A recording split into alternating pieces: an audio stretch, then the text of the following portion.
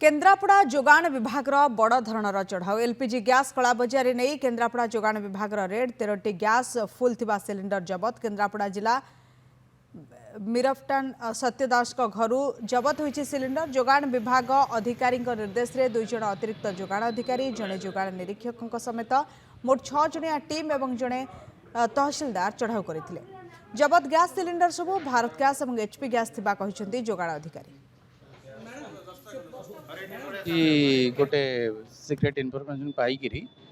आसलु मीरपाटना Kendrapara municipality area रे से आम देखिलु जे किसी गैस सिलिंडर